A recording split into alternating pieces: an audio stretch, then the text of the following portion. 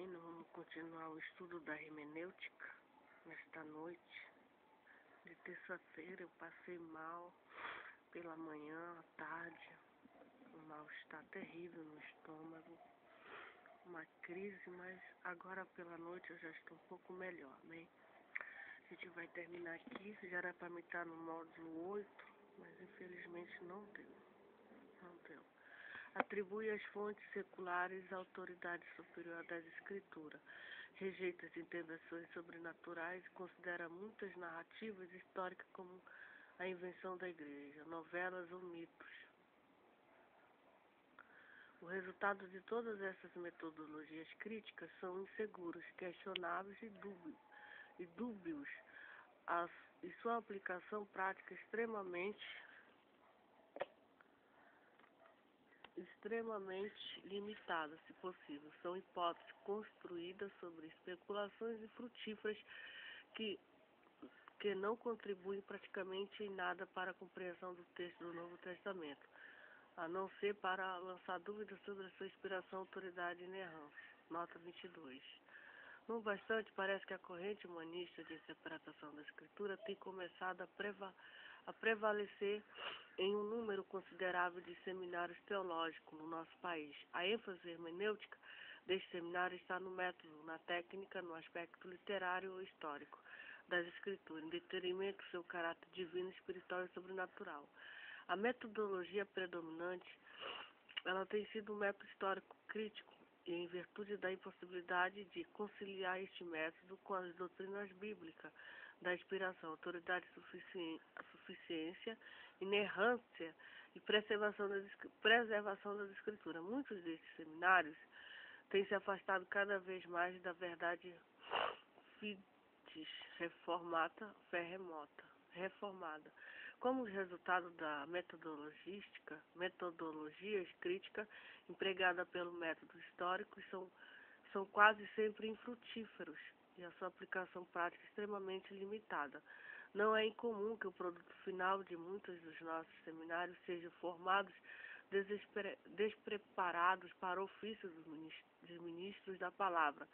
Nessa condição, não é de estranhar que, como observou Lopes, os púlpitos de bom número das igrejas evangélicas destinam uma espécie de sermão onde pouco ou nenhuma atenção se dá ao sentido original do texto bíblico, nota 23. Destinam também acrescento teologia imprecisa e inconsistente que pouco edifica os membros de suas congregações. Corrente reformada, letra C. A corrente reformada de interpretação das escrituras, objeto específico desse estudo, posiciona-se entre as duas correntes extremas já consideradas. Ela, a corrente reformada, caracteriza pelo equilíbrio resultante do reconhecimento do caráter divino humano das escrituras. Em função disso, o intérprete dessa corrente reconhece a necessidade de iluminação do Espírito, falando através da própria palavra, ao mesmo tempo em que admite a necessidade de interpretação gramatical histórica das Escrituras. A interpretação reformada rejeita, por um lado, a alegorização indevida das Escrituras e, por outro, repudia uma postura primariamente crítica com relação a elas. Método gramático histórico. O método de interpretação adotado e praticado pela corrente reformada ou protestante conservadora é conhecido pelo nome de método gramático histórico. O método de interpretação honrado pelo tempo, um dizer de Mel Locke, trata de um método fundamentado em pressuposições bíblicas quanto à própria natureza das escrituras, que emprega princípios gerais e métodos linguísticos históricos coerentes com o caráter divino humano da palavra de Deus. Precursores, Escola de Antioquia e Agostinho. Os reformadores não criaram este método de interpretação bíblica do nada. Eles fundamentaram no próprio ensino bíblico sobre a sua natureza e na prática apostólica. As origens da interpretação reformada também são encontradas na escola de Antioquia, da Síria, que pode ser considerada precursora do método gramático histórico. Seus principais representantes foram Teodoro da Mopsuestia, 428, João Cristóstomo, 407, Boca de Ouro. Eles rejeitaram tanto o literalismo judeu como o alegorismo de Alexandria. Defendiam uma interpretação literal e histórica das escrituras. Criam na realidade histórica dos eventos descritos do Antigo Testamento. Defendiam a unidade das escrituras e admitiam o desenvolvimento ou progressividade da revelação. Agostinho também pode ser considerado precursor do método gramático histórico de interpretação bíblica. Ele não parece haver sido consistente na aplicação do seu método. De fato, a sua distinção de 4 sentidos das escrituras foi tão influente que prevaleceu por toda a Idade Média, como já foi visto. Apesar disso, ele estabeleceu importantes princípios de interpretação bíblica no seu manual Hermenêutica, Pregação de Doutrina Cristiana. Eis alguns desses princípios. A fé, um pré-requisito fundamental para o intérprete da palavra de Deus, deve-se considerar o sentido literal e histórico do texto. O Antigo Testamento é um documento cristológico. O propósito do expositor é descobrir o sentido do texto e não atribuir o sentido. O credo ortodoxo deve controlar a interpretação da escritura.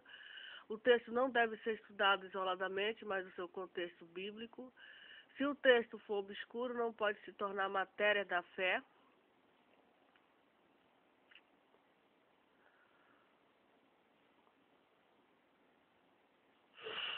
As passagens obscuras devem dar lugar às passagens claras.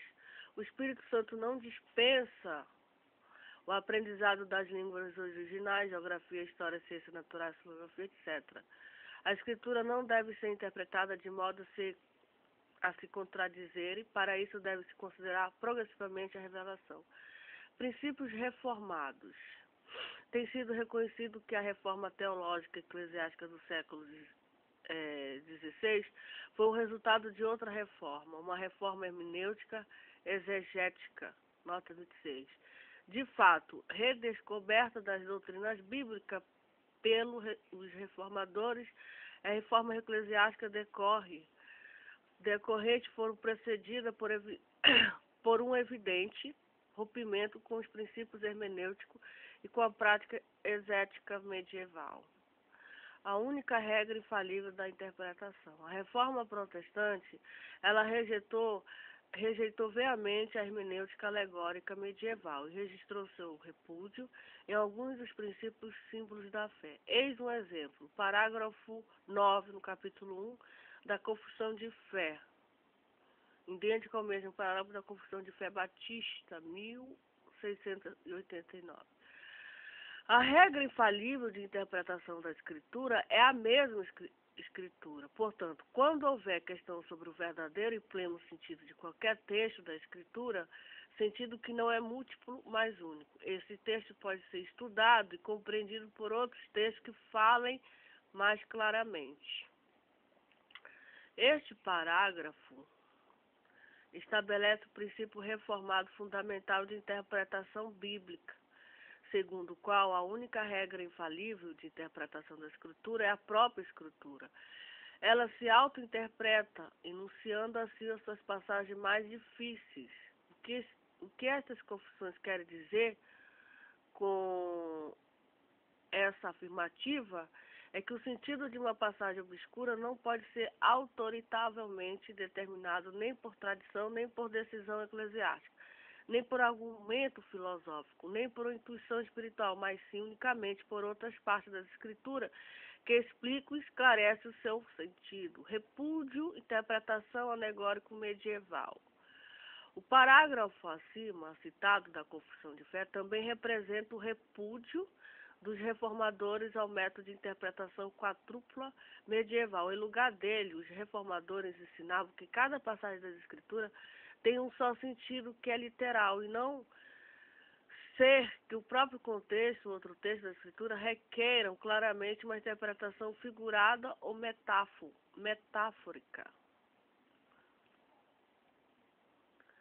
John Coletti, 1467-1519, foi um dos primeiros reformadores a romper com o método alegórico medieval, ao expor em 1496, em Oxford, as cartas do apóstolo Paulo em seu sentido literal e no seu contexto histórico, nota 27. 3 anos depois, em 1499, ele já sustentava o princípio de que a escritura não pode ser senão um único significado, mais simples. Lutero também rejeitou a interpretação alegórica, defendeu que nós devemos nos ater ao sentido simples, puro e natural das palavras como requerido pela gramática, pelo uso do idioma criado por Deus entre os homens. Quanto ao Calvino, sua aversão à interpretação alegórica era de tal ordem que ele chegou a afirmar de satânica, por desviar o homem da verdade das Escrituras. É uma audácia próxima do sacrilégio, escreveu ele, usar a Escritura ao nosso bel prazer e brincar com elas como uma bola de tênis, como muito antes de nós o fizeram. Necessidade de iluminação espiritual. Muito grande esse texto, meu pai do céu, estou cansada, são 2 dias estudando esse texto, ontem e hoje. Os reformadores reconhecem a natureza divina humana das Escrituras e enfatizaram o papel do Espírito Santo no processo de interpretação da sua mensagem. Para eles, o impedimento maior estava na cegueira espiritual do homem em função da queda, e não nas Escrituras. Tanto para Lutero como para Calvino, nenhuma pessoa poderia interpretar corretamente as Escrituras sem a ação iluminadora do Espírito Santo através da própria palavra. Eis aí as palavras de Lutero sobre o assunto.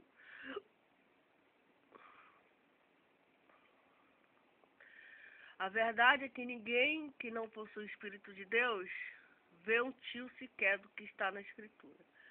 Todos os homens têm os seus corações obscurecidos, de modo que mesmo quando discutem, citam tudo o que está nas Escrituras.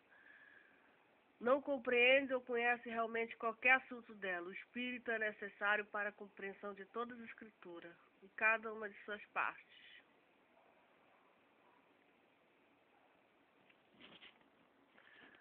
Por outro lado, reconhecendo a natureza histórica das Escrituras, os reformadores defendiam essa interpretação literal, enfatizando também a importância da gramática, da história e da compreensão em sua mensagem.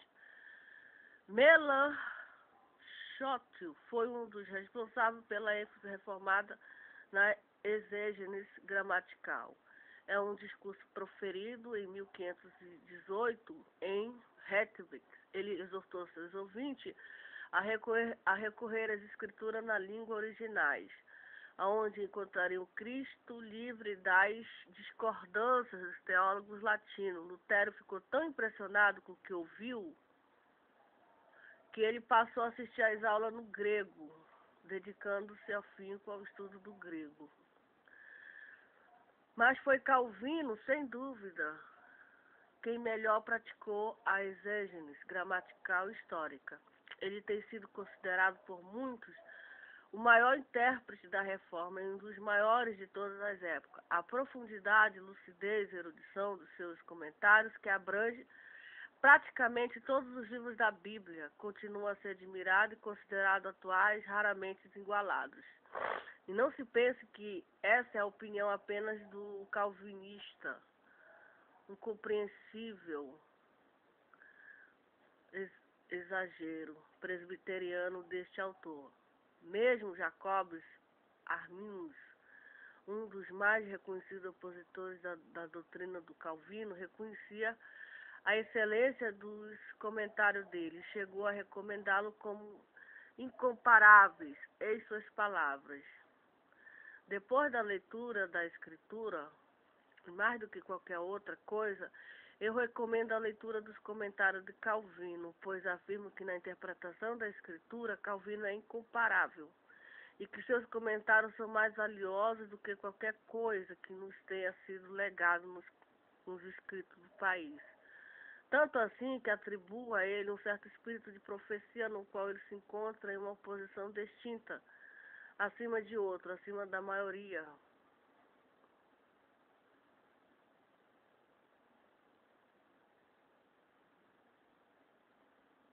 Na verdade, acima de tudo. Desenvolvimento do método gramático histórico. Estes e outros princípios de interpretação praticados pelos reformadores, Lutero, Calvino e demais reformadores alemães, suíços, franceses e ingleses, viriam a ser desenvolvidos, adotados pelo protestantismo ortodoxo em geral desde então. Se tornaram conhecidos pelo nome de método gramático histórico de interpretação bíblica.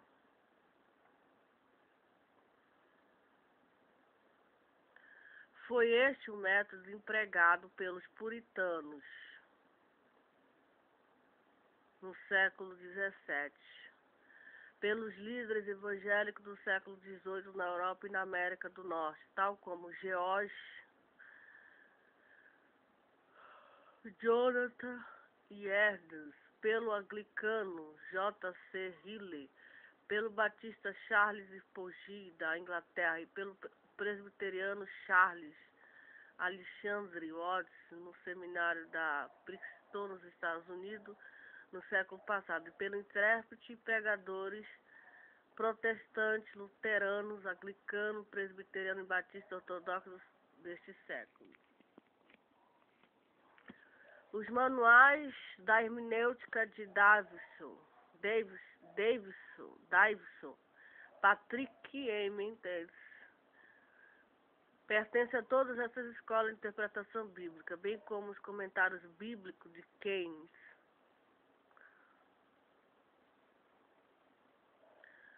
O método gramático histórico de interpretação bíblico, desenvolvido pela corrente reformadora, é de fato a hermenêutica honrada pelo tempo. É um método coerente com a certeza das escrituras, fundamenta-se com a pressuposição teológica bíblica. Emprega-se princípios gerais adequados e métodos linguísticos históricos extremamente frutíferos. Conclusão.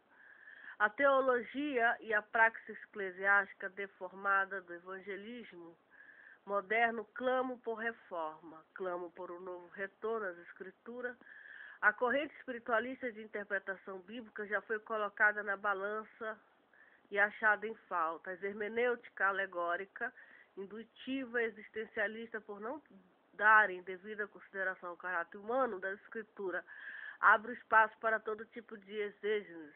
O caráter fantasioso dessa hermenêutica acaba desviando a atenção do leitor ouvinte do verdadeiro sentido do texto, aquele que o Espírito Santo tentou transmitir. A corrente humanista de interpretação bíblica também já foi colocada na balança e achada em falta.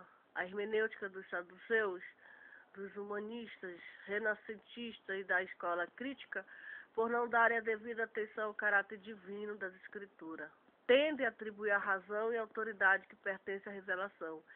Este caráter racionalista da hermenêutica humaniza e induz o liberalismo teológico que acaba negando a legítima fé reformada.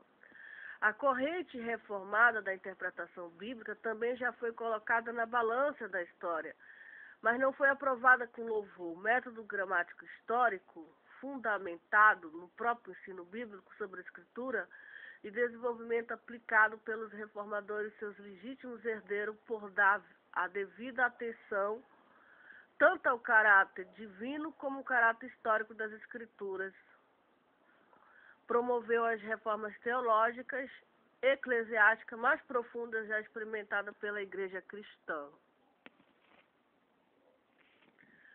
Durante a reforma protestante do século XVI e a reforma puritana do século XVII, por exemplo, muito entulho religioso teve que ser rejeitado. Muitas doutrinas e práticas eclesiásticas acumuladas no discurso dos séculos tiveram que ser abolidas. Quando reformadores e puritanos dedicaram-se com labor e oração a perscrutar as escrituras para se ver se as coisas eram de fato assim. A hermenêutica reformada das escrituras já demonstrou ter a capacidade de revelar a falácia de doutrinas e práticas eclesiásticas fundamentais na interpretação alegórica, indutiva, existencialista e racionalista.